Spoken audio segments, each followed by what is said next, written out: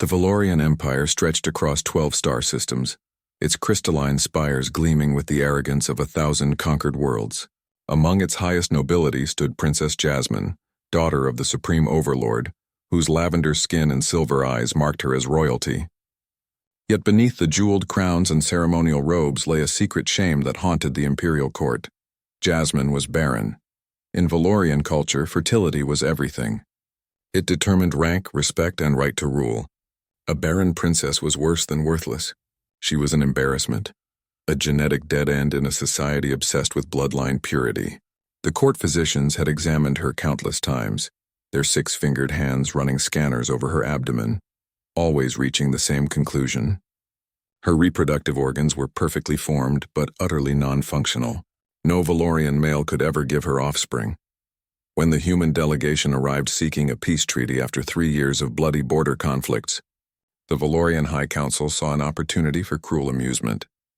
The humans were primitives, barely capable of faster-than-light travel, their planets insignificant dots on the galactic map. Their delegation leader, a human named Harry, stood before the council with quiet dignity, despite being half the size of the towering Valorians surrounding him. "We offer you our barren princess," announced the Supreme Overlord, his voice dripping with mockery as the court erupted in laughter. "Let this be a symbol of our generosity." Jasmine stood motionless as the insult washed over her. She had endured worse in these halls. When she finally looked at Harry, she expected to see disgust or pity. Instead, his brown eyes held only curiosity and something that looked almost like kindness. "I accept," Harry said simply, bowing to her rather than to the Overlord. The marriage ceremony was a spectacle of humiliation. Valorian nobles whispered and laughed as Jasmine was bound to the human in their ancient rituals. They wagered how long before Harry abandoned her, how quickly he would realize he had been given damaged goods. The Supreme Overlord presented them with a small, desolate planet on the edge of Valorian space as a wedding gift, a barren rock barely suitable for exile. As their ship departed the capital world, Jasmine finally spoke. "You know what I am." "What they say about me." Harry looked up from the navigation console, his expression calm. "I know what they told me. I also know that humans and Valorians have different biology. Our doctors have studied the data we were given, and Jasmine felt a flutter of something she had long ago learned to suppress: hope. And they think the Valorian conclusions might be incomplete.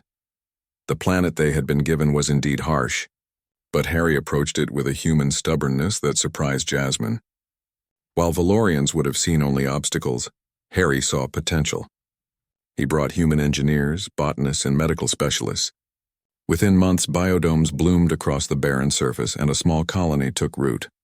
Dr. Sarah Chen, the colony's chief medical officer, approached Jasmine 3 months after their arrival. "Princess, I'd like to run some tests. Human medicine takes a different approach than Valorian protocols." The examination was unlike anything Jasmine had experienced. Where Valorian physicians had focused on her genetic markers and cellular structures, Dr. Chen looked at chemical balances, hormonal interactions, and environmental factors. After a week of analysis, she called both Jasmine and Harry to her office. "The Valorian assessment was correct for Valorian biology," Dr. Chen explained, pulling up holographic displays of cellular structures. "But human and Valorian biochemistry interact in unexpected ways. Your body doesn't respond to Valorian reproductive hormones, Princess. It never could. But human biochemistry," she paused, smiling, "that's a different story entirely." Jasmine felt her hearts, both of them, begin to race. "What are you saying?" "I'm saying that with proper treatment and time, pregnancy is not only possible but likely. The incompatibility that prevented conception with Valorian males doesn't exist with human genetics." The silence in the room was profound. Harry reached over and gently took Jasmine's hand. A human gesture she had learned meant comfort and connection. "Would you?" he began softly. "Would you want to try?" Jasmine looked at this human who had treated her with more respect in 3 months than her own people had in a lifetime, who had taken a barren rock and made it bloom, who looked at her not as a failure but as a partner. "Yes," she whispered. 14 months later, the Valorian delegation arrived unannounced. expecting to find a failed colony and a humiliated princess ready to beg for repatriation. Instead, their ships descended upon a thriving settlement where human and Valorian architecture blended into something entirely new. The Supreme Overlord himself had come, unable to resist witnessing Jasmine's presumed suffering firsthand. The court followed him into the main biodome, their expressions shifting from smugness to confusion as they observed the prosperous colony. Then Jasmine appeared. She walked with Harry at her side, and cradled in her arms was an infant, a perfect blend of human and Valorian features, with soft lavender skin and bright brown eyes. The baby gurgled happily, reaching tiny hands toward her mother's face. The court fell silent. Biologically, genetically, impossibly, the Barren princess had become a mother. Impossible, the Supreme Overlord breathed, his silver eyes wide with shock. Nothing is impossible, Harry said quietly, his hand resting protectively on Jasmine's shoulder. You only lacked imagination. Dr. Chen stepped forward holding a data pad. We've documented everything. The princess was never barren. She was simply incompatible with Valorian biology. Human-Valorian hybrid conception is not only possible, but appears to produce offspring with advantages from both species, stronger, more adaptable, and with enhanced cognitive functions. The implications rippled through the delegation like a shockwave. The Valorians had spent millennia believing themselves genetically superior, yet they had missed this entirely. They had thrown away their princess for a flaw that wasn't a flaw at all, but rather a bridge to something greater. Jasmine looked at her father. The overlord who had mocked her, exiled her, tried to break her spirit. You gave me away as trash, she said, her voice steady and strong. But Harry saw me as treasure. You gave us a barren world and we made it flourish. You called me barren and now I am a mother. Perhaps the failure was never mine.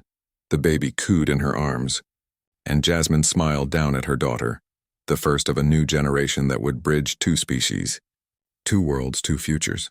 The Valorians departed in silence, their certainty shaken, their arrogance finally checked. Behind them on a planet that should have been a prison, Jasmine stood with Harry and their child watching the ships disappear into the stars. What shall we name her? Harry asked softly. Jasmine thought of everything she had endured, everything she had overcome, and everything that still lay ahead. Hope, she said. We'll call her Hope. And in that moment, holding her impossible daughter while standing beside the human who had believed in her when no one else would, Jasmine finally understood what it meant to be truly valued. Not for bloodlines or genetic purity, but for courage, resilience, and the revolutionary act of daring to try when the entire galaxy said it couldn't be done. That was the human way. And now it was hers too.